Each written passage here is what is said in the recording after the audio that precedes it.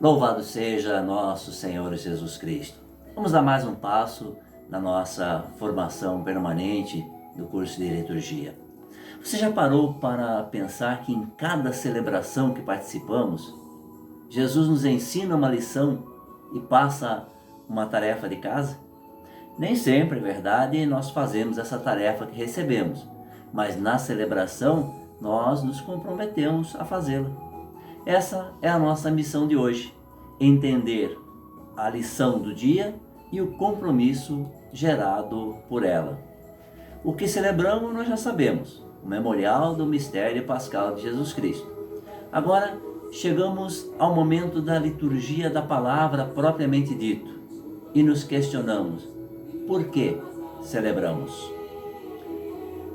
Celebramos porque através da celebração nós nos santificamos. Pela liturgia, homem e mulher, impulsionados pelo Espírito Santo, glorificam a Deus. Deus, uma vez glorificado, vem até nós e nos santifica. Quanto mais nos deixarmos conduzir pelo Espírito Santo, glorificando a Deus na liturgia, mais Deus nos santificará. Mas, se é um processo de santificação, resta-nos saber quem celebra a liturgia. O padre? Os ministros? Toda a equipe de celebração? Não. Todos os batizados exercendo o seu munus sacerdotal, profético e régio. É o povo de Deus quem celebra a liturgia. Claro que para que tudo aconteça sacramentalmente, esse povo de Deus celebrante tem um presidente, o sacerdote, escolhido por Deus para conduzir esse povo ao seu Deus. A liturgia da palavra celebra esse diálogo entre Deus e o seu povo. Deus diz como quer que o povo viva e o povo diz o seu sim. A cada domingo, ou primeiro dia da semana, os cristãos se reúnem e são instruídos, recebem uma lição através da palavra proclamada. Essa lição é apresentada aos cristãos em 3 momentos consecutivos. O anúncio do profeta, na primeira leitura, o testemunho do apóstolo, na segunda leitura, e a palavra do próprio mestre, no evangelho, que é iluminada pela homilia. É a palavra do mestre que dá cumprimento ao anúncio do profeta. E é também a razão de ser do testemunho do apóstolo. Interligadas pelo mesmo tema, as leituras são proclamadas sequencialmente, sem interrupções, de modo que a atenção dos fiéis permaneça sempre voltada para o ambão, de onde se proclamam as palavras. É dali que brota o ensinamento do Mestre, a lição do dia que irá pautar a nossa semana. Precisamos entendê-la. O Concílio Vaticano II, na sua Constituição Sacrosanto Concílio sobre a Sagrada Liturgia, manifestou o seu desejo de tornar acessível aos fiéis grande parte das Sagradas Escrituras. Com a reforma litúrgica, a cada 3 anos, a Igreja proclama praticamente toda a Sagrada Escritura. Estabeleceram-se 2 esquemas de leituras para atingir esse objetivo. Um para a liturgia dominical e festiva, num ciclo de 3 anos, no qual a Igreja proclama os evangelhos de Mateus no ano A, Marcos no ano B e Lucas no ano C. Outro esquema para os dias da semana, com uma abundância ainda maior de leituras, onde os 4 evangelhos são proclamados durante o ano. No ano B, sendo o evangelho de Marcos mais breve, a liturgia dominical é enriquecida com o capítulo 6 de João sobre o pão da vida. O salmo que acompanha a primeira leitura, como resposta orante, demonstra a acolhida à revelação de Deus feita na primeira leitura. É o nosso momento privilegiado como Assembleia de acolher e interiorizar a proposta de Deus. Podemos até mesmo dizer que o Salmo é a continuação da primeira leitura, ou seja, é a sua oração.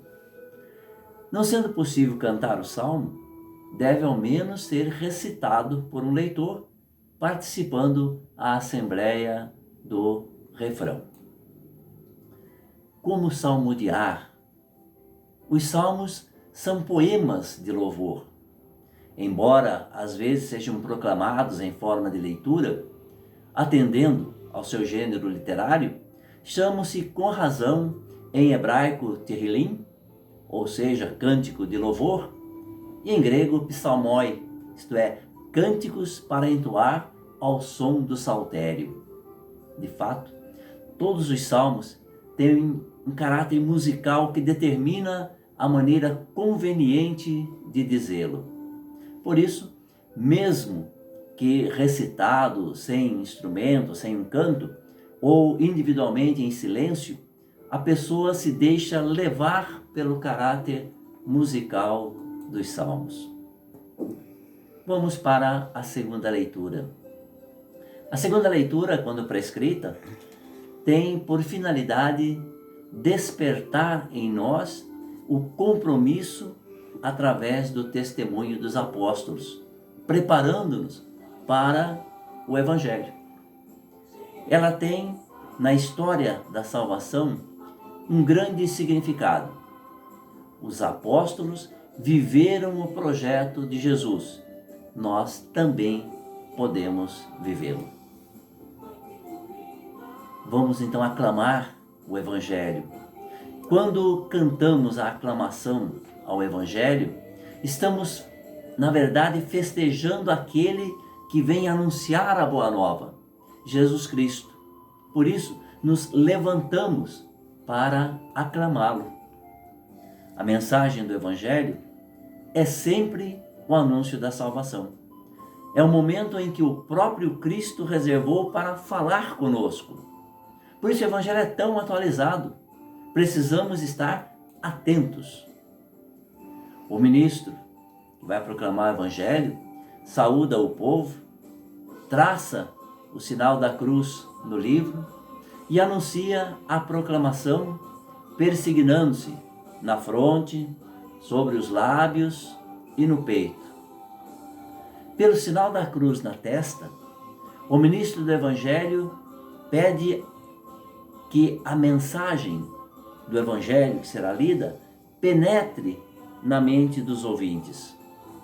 Ao traçar a cruz sobre os lábios, que os ouvintes proclamem a mensagem do Evangelho, confessando a sua fé em Jesus Cristo. E, finalmente, que pela vontade transformem a mensagem do Evangelho em gestos de amor. É o sinal da cruz feito sobre o peito. Para iluminar tudo isso, a homilia. A homilia faz a transição entre a palavra de Deus na liturgia da palavra e a resposta a essa palavra, nos chama ao compromisso. Por se tratar da palavra do próprio Jesus, também hoje o Evangelho é motivo de alegria para uns e pedra de tropeço para outros, o que leva a homilia a causar diferentes reações nos ouvintes. Em seguida, tendo entendido o projeto de Deus que nos foi revelado na palavra, a explicação da homilia trazendo esse projeto para a nossa realidade de hoje, somos chamados a professar a nossa fé. O creio em Deus, como já vimos num dos módulos, é a grande profissão de fé da comunidade que, tendo entendido o ensinamento do Mestre, a lição do dia, dá a sua resposta positiva, renovando os compromissos batismais e comprometendo-se a viver o projeto apresentado. Uma vez professada a nossa fé, podemos pedir o que necessitamos para colocar em prática esse projeto. É a oração universal dos fiéis, a prece dos fiéis. A oração dos fiéis com a qual se conclui a liturgia da palavra é um momento privilegiado na celebração, onde os fiéis, exercendo seu munus sacerdotal, rezam e pedem a Deus por toda a igreja, pela intercessão de Jesus Cristo. A oração e o pedido de cada um se tornam a oração e o pedido de todos. A instrução geral do Missal Romano, o número 46, orienta sobre essas intenções, como devem ser feitas as intenções na oração dos fiéis. Diz o texto: pelas necessidades da igreja, deve-se rezar pelos poderes públicos e pela salvação de todo o mundo, deve-se rezar pelos que sofrem qualquer dificuldade e pela comunidade local. Resumindo então esse primeiro momento da celebração, podemos dizer o seguinte: após ouvir o projeto de salvação de Deus através das leituras e ter entendido esse projeto para nós, que é atualizado através da homilia, como se Jesus nos perguntasse: e então, batizados, vão encarar esse projeto ou vão continuar mornos, sem mudança? E nós dizemos: opa, eu quero sim participar desse projeto, estou disposto a modificar a minha vida. Diga isso publicamente, nos pede Jesus. E nós prontamente nos levantamos e proclamamos a nossa fé. Creio em Deus, como vimos, creio nesse projeto que me foi apresentado. Satisfeito com a nossa resposta, o Senhor nos permite pedir o que necessitamos para colocar em prática esse ensinamento, para conseguir mudar o rumo da nossa vida, ser mais amorosos, mais misericordiosos, mais seguidores do modelo de Jesus Cristo. Nós então apresentamos a Deus as nossas preces, aquilo que precisamos na nossa comunidade, na nossa realidade, para colocar em prática essa lição recebida. Em seguida, o Senhor então nos convida a participar da segunda mesa, da mesa da Eucaristia, oferecendo-nos o seu corpo e o seu sangue como alimento para nos fortalecer nessa nossa caminhada, nessa nossa proposta de mudança. Mas esse é o tema da nossa próxima semana, nosso próximo encontro, onde falaremos da liturgia eucarística, onde vamos estudar detalhadamente os 8 momentos da consagração, ver como ela é preparada, como se desenvolve e como somos chamados a participar desses momentos. Todos uma feliz e abençoada semana.